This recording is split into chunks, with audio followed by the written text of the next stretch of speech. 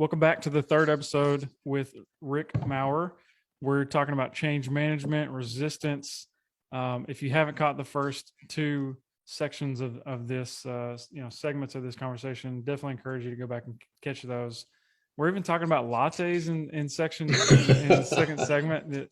So I love the way Rick pulled in something very simple and practical to relate to, whether you're a coffee drinker or not. I think you'll relate. So I appreciate that, Rick. As we jump into this third segment, I'm really excited to kind of hear you talk about what you're excited about, what energizes you, looking forward, kind of what's on deck for you.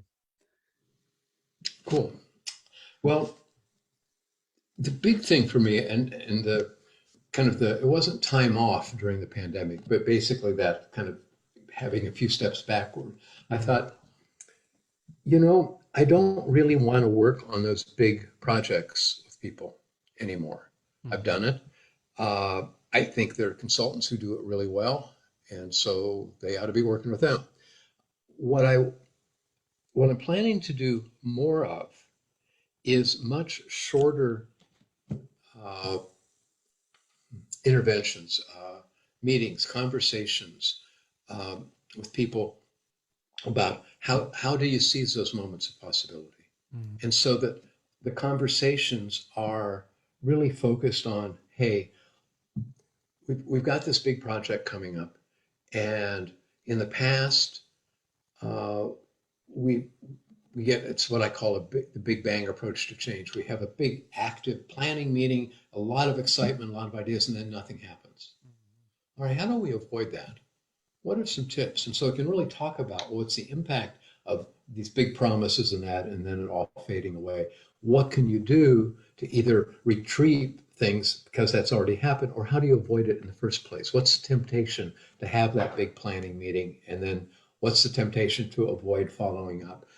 And just give us some advice, kind of really tactical kind of advice on applying the stuff that I've been working on. And it all goes to those, my thinking about why people support and resist. And the seizing moments of possibility has a bunch of application activities. And my thinking there is that even without me, people could be looking at it and go, hey, we got this plan, we're the planning team. Let's take a look at application activity number 2.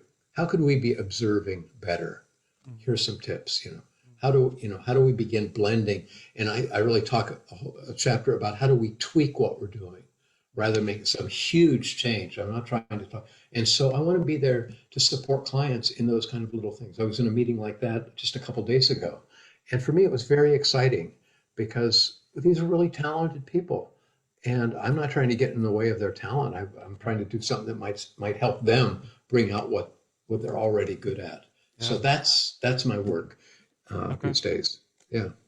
So those applications, you're looking to nudge, right? You're looking to kind of be a catalyst for reframing something or just reframing. Yeah, reframing a fair amount, and also. Sometimes people say, I got it. I agree with what you're saying, Rick, and it's really hard for me to get out of my own way. And I go, okay, let's look at it. So that is for reframing, I guess. But we're both on the same side of the table trying to figure out, all right, what could you do? And how could you do it easily while it's safe to do?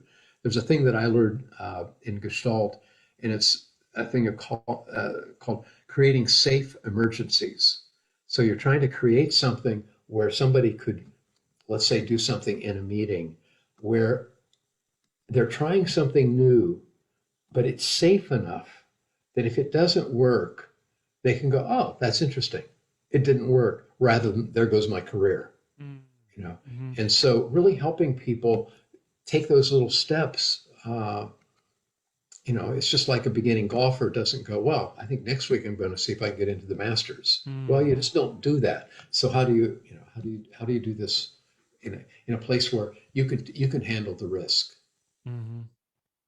I'll give you an analogy. I've said before, I try very hard to play jazz, and sometimes I play it okay, and sometimes I don't.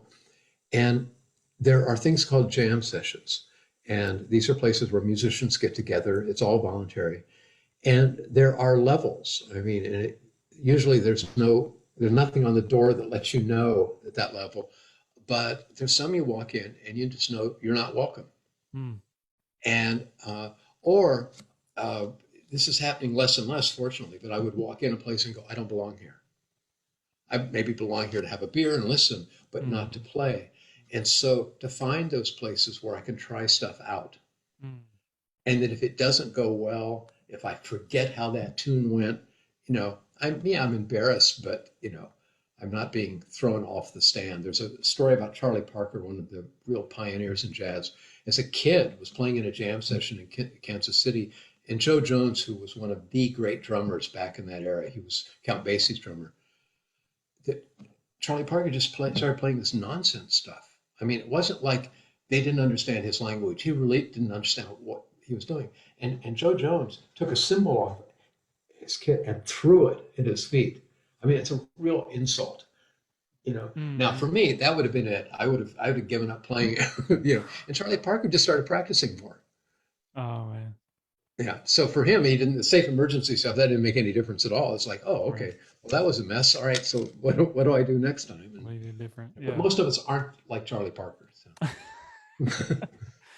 No, but I like what you're saying there. I mean, to me, it's um, you're saying we want to manage the risk and to the extent that we can manage the environment, and just put forth a proportional.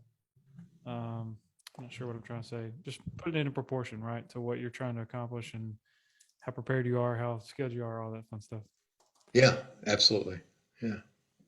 So next, Rick, as we kind of start to land the plane here, it's important to me with experienced, successful people like yourself that the listeners of the Catalyst podcast get to hear. If you were, I don't really like to narrow in too much on age necessarily, but if you were a younger professional or in your first leadership role or aspiring for your first leadership role, whatever that dynamic is, what do you think are some of the more important pieces of advice that you would want to instill there? I there's the one bit of advice I wish I had kind of known about or had done something with.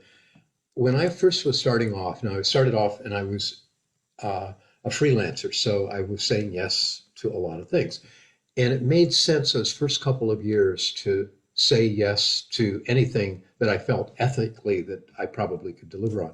So I got to go to the country of Guyana for 2 months on a team. I got to Mm. work in Tahlequah, Oklahoma, with some stuff going on with Native American tribes over with a consulting firm. So there's a lot I was saying yes to, and it was very exciting because I was starting to go, wow, look at all the colors on the palette here that I could use. I was also saying yes to stuff that just bored me senseless. Hmm. And that was, I remember I had a contract through another consulting firm to put together workshops for a federal agency. And they said, could you put together a thing on time management? And there was a big book about time management at the time. So I did. And I remember getting there, teaching it. Well, you need to have 3 lists, the A list, the B list. And I'm talking about this. And inside my brain, I'm going, I don't do any of that crap. I mean, maybe it works. I don't. And I thought, what am I doing here? And Mm. so I thought, I don't want to be doing that. Mm. It probably works fine. I didn't feel like I was lying to people, but to talk about it, I thought, I have no interest in that. I'm Mm. not going to use the stuff. But anyway, those first couple of years, it was great to say yes to a lot of stuff because it really helped me go, Mm. I like that. Nah, that sort of. But then after that, I wish I had started saying no far more often. Uh, and I'll give you one example of that. I would get called sometimes to just, could you come in and help facilitate this meeting? Now, if I get called to help facilitate something that I'm already involved in, that's fine. But just to come in, hey, we're having a meeting, could you come in? So I get up to speed on their agenda and I'm there saying, hey, well, we haven't heard from Hunter for a while. Hey, what do you have to say? I just have no interest in that. And consequently, when I would say yes to those, I would do mediocre work. Mm. There are people here in the DC area who love doing that work, and I truly wish earlier on I would have had the guts to say, geez, I'm really sorry. I can recommend a couple people, but Mm, it's not me. Because I think my reputation would have gotten, I think I would have had a better reputation earlier mm, of people saying, oh, you ought to call him because he does blah, blah, blah. mm, And that doesn't mean you have to have some tiny, narrow focus, but boy, saying yes to stuff that you're mediocre at. And even, God, even like 10, 15 years ago, I said yes to something. And had I stopped to think for a minute, I thought, I'm not interested in that anymore. mm, Why am I doing it? I mm, had the skills to do it. mm, And what came across and didn't come across to me until well into it is I was phoning it in. mm. And I really don't, I mean, it's not fair to the client. And it's, so first of all, it's not fair to the client. The second thing is just, it's not a good way to build a career. The fact they never called again makes perfect sense. I wouldn't call me either, something like that. So But I that, mean, that's a good awareness to have, right? I mean, you were, yeah, um, sounds like you were kind of in tune with the fact that it wasn't, rewarding, I guess, to you, like yeah, like you expect it to be when you engage with something. Yeah. yeah. Wow. Can I, No, that's good. can Go I ahead. add one thing to that? Absolutely. Okay. So this was, there was one year where I had three big consulting assignments. I mean, they were lucrative, they were big and complex. If you had looked at them, you go, wow, this is great. And I was excited about it. One of them was the one I talked about before that I shouldn't have said yes to. Mm, The other two, the clients, it was union and management in one instance, and they said they wanted to be able to work together. They didn't. They just mm, wanted to be able to say we hired a consultant. mm, And then the third one, I forget what it was, but they really weren't. I think they just wanted to say, well, we got a guy who wrote a book about this stuff, and it still didn't work. And I was feeling really bad, like I'm a really bad consultant. And I was talking to my wife, and she said, well, I said, maybe I'm just not any good at this anymore. And she mm. said, well, I don't think you've lost your skills in the last 6 months. She said, maybe you were never any good. And by the way, she was joking because she knew that would get my attention. So you don't have to be writing me, go to the Hallmark store and say, oh, we got to find a nice card for Rick. Uh, it was a great thing to do. At any rate, I was telling a friend of mine who actually teaches at Vanderbilt now, and she said, "So did you?" And also, my wife said, "Look, you've taken up music again. Why don't you just back off and play a little more music, and don't say yes so much?" So I was talking to my friend Kim, who works at Vanderbilt. She said, "So, are you listening? Are you doing what Kathy said?" And I said, "No." And she said, "Why aren't you listening to your wife?" And I said, "Well, I don't want to retire. I just don't get the concept. But I'd like to know if there's enough money there that in case I ever needed to or decided I wanted to." She said, "How much more money do you need?" And I said, "I don't know." And she said, "That'll keep you working." And what happened with that is combining what Kathy said with what Kim said, I thought, I'm only going to say yes to work that is going to give me as much pleasure as music. Mm, And music for me is not just performing. I mean, I was working on some stuff that if you heard me playing it, you go, boy, that's boring stuff to practice. I love doing it. I mean, so, but by having that standard and somebody calls, I'm going, am I energized by this? mm, And so it gets back to that kind of thing of what you say yes and no to. It's a little harder when you're really trying to, you got a mortgage payment mm. that to do that as often. But I wish I had done that more and earlier in my career. Using Uh, that filter of does it energize me? yes, Yeah. absolutely. Yeah. Wow. Oh, So sorry, it, that's I don't want to, I don't want to sound like I'm trying to minimize because I think that's a great way to lay it out. But as a quick, like real elementary way to regurgitate that, it's say yes, yes, yes, yes, yes until you get to the point where you can say no and use that filter of does it energize me? But yeah. finding that point, right, is the hard part. It is a hard point. Yeah, That's awesome. No, I appreciate. I've never gotten in all my times of asking that such a great explanation of how to view kind of the transition, right? Because I think what you just described is something that is not only relevant for the person early in their career, it's also relevant for the mid career and later. Yes. So I really appreciate that. That was Oh, awesome. you're welcome.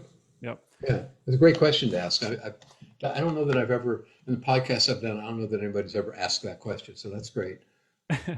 I used to be pretty consistent with ending on some random questions about travel and eating and all that because I started this in January 2020. Yeah, and by the time I got to interviews in May or June of 2020, it was like you can't talk about eating and travel and all those fun stuff. You know, everybody's eating ham sandwiches in their house. But yeah, so Rick, what's the best way? I will have some contact information Yeah, in the show notes, but just audibly here while I've got you, can you just sure. share what your preferred way is for people to check you out and maybe reach out to you or connect with you or something like that? Great. Well, my website is rickmaurer.com, and you'll have it up there for the spelling. And if you just, if you want to talk, I mean, I really enjoy talking about this stuff. It probably comes across. I really am not a marketer at heart, so I'm not going to be turning it into some kind of big like, hey, but if you did this. Right. So, just, give me a call or send me an email first, which is rick@rickmaurer.com. My website has got tons of free stuff, including the ebook version of the new book, which is right there on the homepage. And and I've got videos there, and it's a good way to at least get introduced to the stuff. But by all means, give me a call, send me an email. I would love that. Awesome. Well, Rick, it's been a pleasure. Love talking about change management. Love hearing your heart for it and your experience. I appreciate you being on the Catalyst podcast. Oh, it's been a joy. Thank you so much, Hunter.